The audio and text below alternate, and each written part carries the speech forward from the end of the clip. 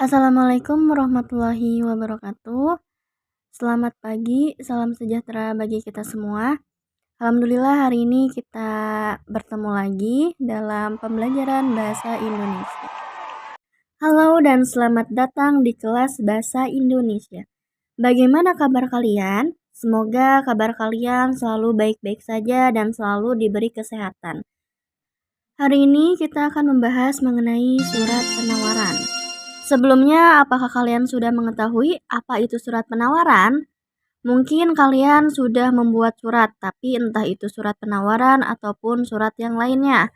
Nah, baik, akan saya bahas mengenai surat penawaran.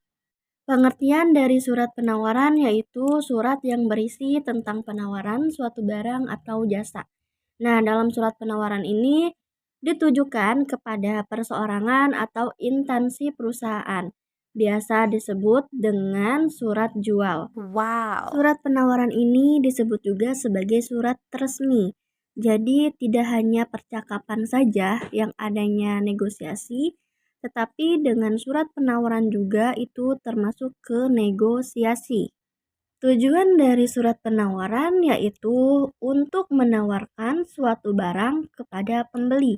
Sama saja yang ada di percakapan, tetapi kalau surat penawaran ini lebih resminya lagi. Surat penawaran ini digunakan kepada instansi perusahaan jika ingin menawarkan suatu barang atau suatu aula. Nah, ini bisa nih pakai surat penawaran. Berbeda dengan percakapan-percakapan pada umumnya. Kalau percakapan itu terdapat di antara penjual dan pembeli, misalnya di pasaran gitu kan. Nah, tetapi kalau surat penawaran ini dia adanya di instansi perusahaan. Baik, selanjutnya ada struktur surat penawaran. Nah, dari struktur ini ada 1 sampai 10 struktur. Yang pertama yaitu ada kop surat. Kop surat berisi nama, alamat, email, dan kontak lembaga atau instansi. Nah, jadi kalau mau membuat surat penawaran itu harus ada kop suratnya.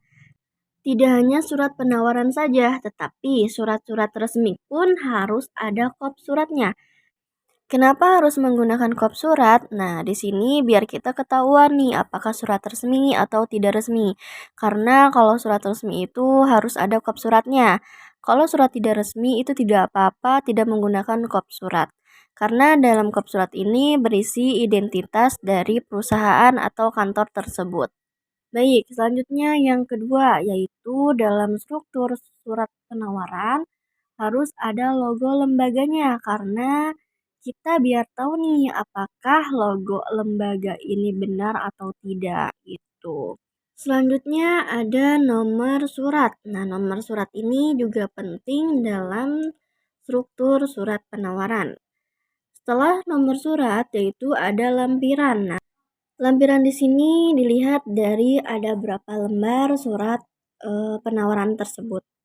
Selanjutnya ada hal atau perihal surat. Nah, di sini diisi dari jenis suratnya. Misalnya kalian mau menawarkan suatu barang. Nah, berarti di situ ditulis perihalnya atau halnya yaitu penawaran karena kalian ini akan menawarkan suatu barang. Selanjutnya ada tanggal surat. Tanggal surat ini wajib ditulis dalam surat penawaran. Nah, setelah tanggal surat ada alamat penerima surat. Di sini dalam alamat penerima surat kalian harus hindari kata kepada. Kenapa harus dihindari? Karena dalam surat penawaran ini ataupun surat-surat lainnya sudah ada kata YTH. Jadi tidak pemborosan kata. Cukup hanya kata YTH saja dalam surat. Selanjutnya ada salam pembuka. Di sini pun contoh dari salam pembuka yaitu hormat kami. Nah, yang kesembilan ada tubuh surat. Tubuh surat terdiri dari pembuka, isi, dan penutup surat. Dan yang terakhir ada salam penutup.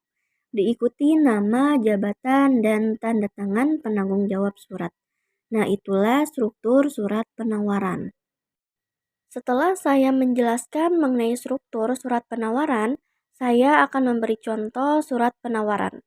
Nah, di sini ada salah satu contoh surat penawaran Yang pertama yaitu ada kop surat. Kop surat ini berisi dari nama instansi dan jalan serta nomor teleponnya.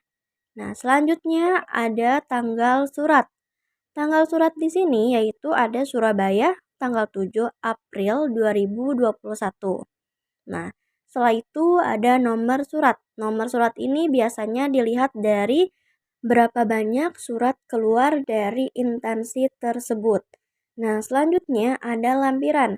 Lampiran di sini dilihat dari berapa lembar surat penawaran yang kalian buat. Nah, di sini ada satu lembar. Berarti hanya ada satu lembar saja suratnya. Selanjutnya ada perihal. Perihal ini dilihat dari jenis suratnya. Jadi, jika kalian membuat surat penawaran, berarti di perihal ini kalian tulis penawaran. Nah, kalau kalian menulis surat dari, misalnya ya, ada surat rapat gitu. Nah, kalian di perihalnya tuliskan rapat orang tua. Nah, gitu. Jadi, dilihat dulu nih isi suratnya apa.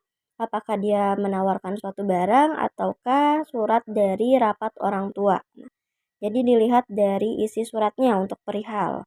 Selanjutnya ada alamat penerima surat. Nah, yang tadi saya jelaskan kepada kalian yaitu di alamat penerima surat tolong hindari kata kepada. Karena di sini ada kata YTH.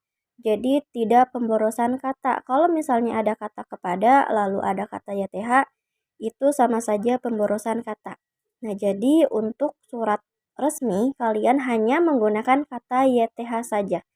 Tidak perlu menggunakan kata kepada. Tuh. Selanjutnya ada salam pembuka. Salam pembuka di sini yaitu dengan hormat. Nah, dengan hormat ini dinyatakan sebagai salam pembuka. Selanjutnya ada tubuh surat. Tubuh surat ini berisi dari perkenalan dari suatu suatu instansinya dia. Jadi memperkenalkan diri dia sendiri, lalu tujuannya apa dan ingin ngapain gitu. Di sini kan perkenalkan kami dari. Nah, inilah dinyatakan tubuh surat. Nah, selanjutnya ada salam penutup surat. Nah, salam penutup surat di sini ada kata hormat kami, lalu nama dan tanda tangan penulis surat tersebut. Nah, inilah contoh surat penawaran. Jika kalian ingin membuat surat resmi yang lainnya selain surat penawaran, sama saja strukturnya seperti ini, tapi yang membedakan yaitu isinya saja. Jadi dalam surat resmi harus ada kop surat, tanggal surat, nomor surat, lampiran, perihal, alamat penerima surat, salam pembuka, tubuh surat, dan salam penutup surat. Nah, jadi dalam struktur surat ini harus dituliskan. Wajib, tidak boleh tidak dituliskan. Ini untuk surat resmi ya. Kalau kalian membuat surat tidak resmi, itu tidak apa-apa, tidak menggunakan kop surat. Nah, jadi kalian harus bisa membedakan dulu nih, surat resmi dan surat tidak resmi. Seperti itu ya. Nah, jadi isi dari surat penawaran ini yaitu ada perusahaan kuliner yang memiliki produk berupa gelato dan kue. Terus dia juga kan mempromosikan kepada pelanggan hotel Alhambra. Jadi perusahaan tersebut mempromosikan sebuah kuliner jika ada acara pernikahan, terus ulang tahun, lalu event-event lainnya diusahakan menggunakan atau memanggil perusahaan tersebut untuk ikut terjun dalam acara tersebut. Nah, di sini kan dia hanya menawarkan belum tentu nih harganya berapa. Nah, terus nanti kalau misalnya kalian ada pertanyaan, Bu, ini bagaimana proses tawar-menawarnya gitu kan? Apakah mengirimkan surat lagi atau bagaimana? Jadi proses tawar-menawar di sini yaitu dengan cara menghubungi customer service. Nah, jadi tidak hanya membalas suratnya, tapi langsung menghubungi customer service-nya. Jadi proses tawar-menawarnya yaitu dengan customer service-nya gitu ya. Jadi tidak hanya membalas suratnya lagi dan harus menghubungi customer service. Nah, dengan adanya kesepakatan dari kedua belah pihak. Misalnya saya mempunyai sebuah toko kuliner atau kue. Nah, saya tuh menawarkan kue saya kepada perusahaan-perusahaan lainnya untuk bekerja sama. Nah, tetapi di sini hanya menuliskan suatu surat penawaran saja. Jadi belum dengan harga-harga dari kue tersebut. Nah, dalam surat penawaran ini saya lampirkan atau saya tuliskan nomor dari customer service dari toko saya. Jadi proses tawar-menawarnya yaitu melalui telepon. Nah, di situ terjadinya proses tawar-menawar, lalu adanya kesepakatan dari kedua belah pihak. Nah, itulah yang dinamakan surat penawaran. Jadi tidak hanya membalas surat penawarannya, bisa dengan telepon. Alhamdulillah materi hari ini sudah saya berikan dan terima kasih atas perhatiannya. Semoga kalian bisa memahami dari materi yang saya berikan. Saya akhiri, wassalamualaikum warahmatullahi wabarakatuh.